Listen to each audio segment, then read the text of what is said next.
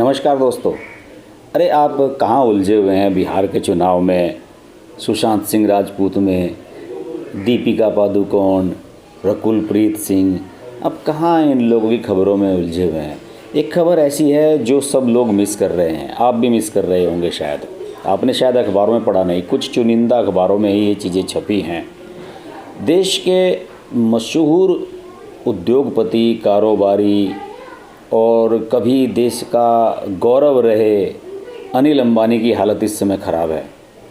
अनिल अंबानी जो कि मुकेश अंबानी के भाई हैं, मुकेश अंबानी इस समय देश के सबसे बड़े उद्योगपति हैं और देश की जितनी भी पेट्रोलियम और गैस और बाकी टेलीकॉम इंडस्ट्री है, उन सब पर मुकेश अंबानी के रिलायंस ग्रुप का आधिपत्य है। और उनके छोटे भाई अनिल अंबानी इस समय कंगाल हो चुके हैं। अनिल अंबानी के बारे में एक बहुत महत्वपूर्ण खबर छपी है और ये खबर उस बारे में है कि इनका एक केस चल रहा है इंग्लैंड में। जो कुछ चीन के बैंक हैं उनसे इन्होंने कर्जा लिया था, उसके बारे में एक केस चल रहा है और उस केस के दौरान जो सुनवाई चल रही है उसमें अनिल अंबानी ने अपनी व्यथा का बयान किया है और जो व्यथा का बयान किया है वो आपको मैं पूरा पढ़कर सुनाऊंगा।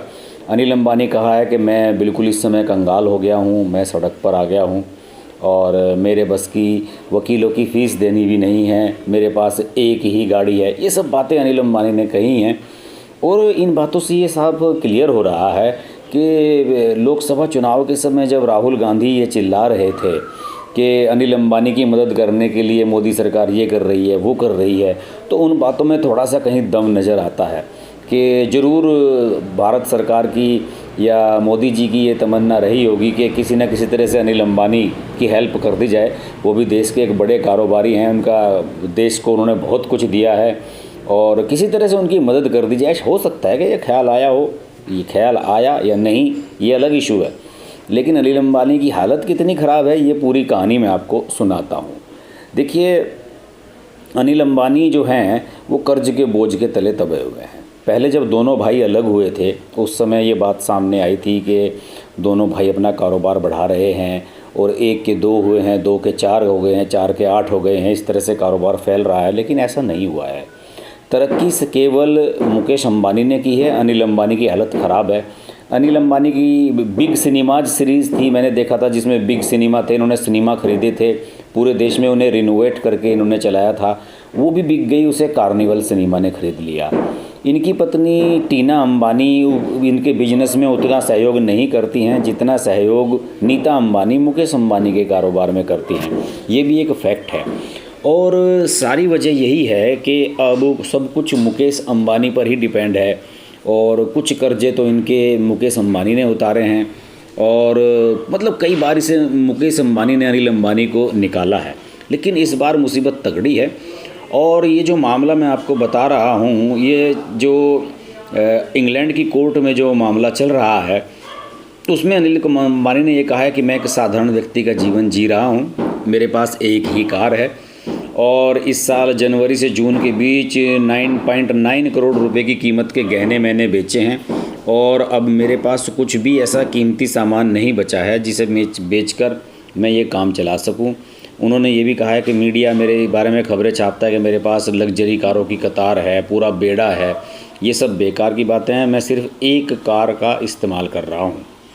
और यूके हाई कोर्ट ने 22 मई 2020 को अंबानी से ये कहा था कि वो चीन के 3 बैंकों को 12 जून 2020 तक करीब 5,281 करोड़ रुपए जो कर्ज की रकम है और 7 करोड़ रुपए कानूनी खर्च के रूप में भुगतान करें।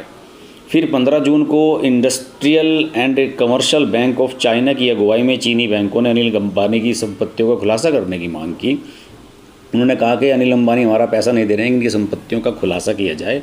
29 जून को मास्टर डेविडसन ने अंबानी को एफिडेविट के जरिए पूरी दुनिया में फैली अपनी उन संपत्तियों का खुलासा करने का आदेश दिया कि जिनकी कीमत $1 लाख हो, करीब 74 लाख रुपए से ज़्यादा है।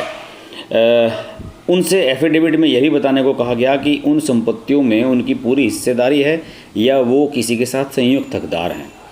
इस आदेश पर कोर्ट को दिए गए एफिडेविट में हलफनामे में अंबानी ने बताया कि उन्होंने रिलायंस इनोवेंचर्स को 5 लाख रुपए का लोन दिया है और 5 अरब रुपए का लोन दिया है और रिलायंस इन्वेंचर्स में से 1.20 करोड़ इक्विटी शेयर की कोई कीमत नहीं है।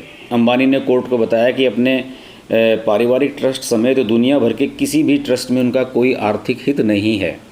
यूके हाई कोर्ट में चीनी बैंक को रखे पक्ष में वकील के जरिए वकील ने अंबानी से कहा कि आप सही साक्ष्य नहीं रख रहे हैं, क्या आपको ट्रस्टों के साथ आर्थिक हित जुड़ा हुआ है।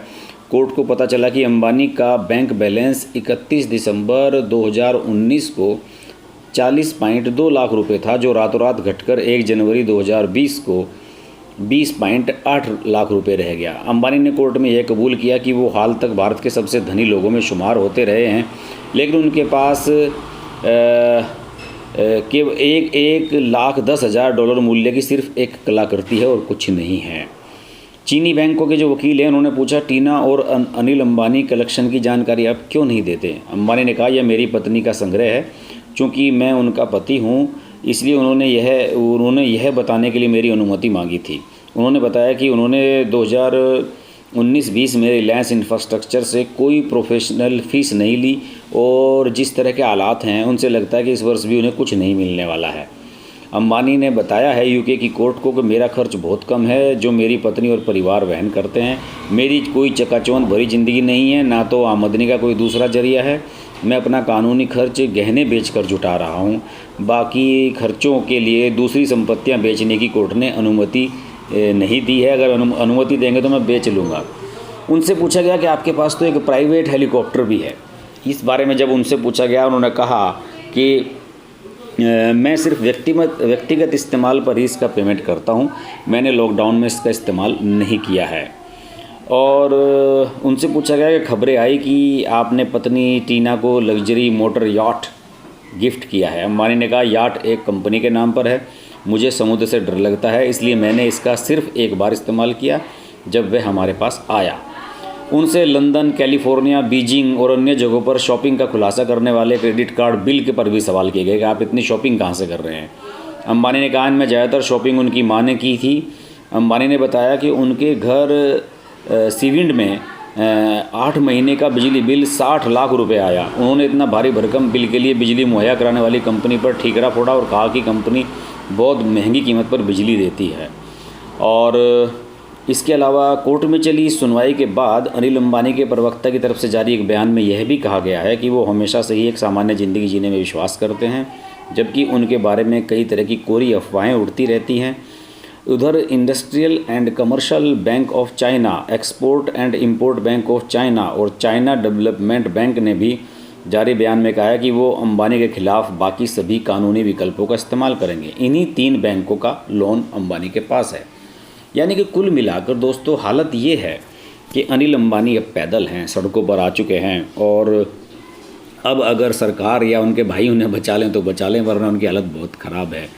बहरहाल देखने वाली बात यही है कि वक्त किसी का नहीं रहता, वक्त किसी का गुलाम नहीं है। वक्त इंसान को सबक सिखाता है और शायद यही सबक अनिल अंबानी सीख रहे हैं। कभी अमिताभ बच्चन, अमर सिंह, मुलायम सिंह यादव, इन लोगों के साथ इनका गुट हुआ करता था और उस समय ये माना जाता था, मेरी अपनी राय है कि मुकेश अंबानी से ज़्यादा स्मार्ट अनिल अंबानी है, लेकिन उल्टा हुआ है। मुकेश अंबानी ने अपने बिजनेस स्किल दिखाए हैं और आज वो देश के सबसे बड़े उद्योगपति हैं। क्या कहा जा सकता है, वक्त किसी का नहीं रहता, वक्त कब किसका ख़राब आ जाए कहा नहीं जा सकता। इस फिलॉसफी के साथ ये वीडियो समाप्त करता हूँ। अगर आपको ये वीडियो अच्छा लगे इसे लाइक करें, शेयर करें, सब्सक्राइब करें मेरे चैनल को और दूसरे लोगों को रिकमेंड करें। देखते रहें हर्ष की बात लाइव। नमस्कार। अगर आपको हमारी वीडियो पसंद आई तो वीडियो को लाइक करें, चैनल को सब्सक्राइब करें और नोटिफिकेशंस के लिए बेल आइकन को प्रेस करें।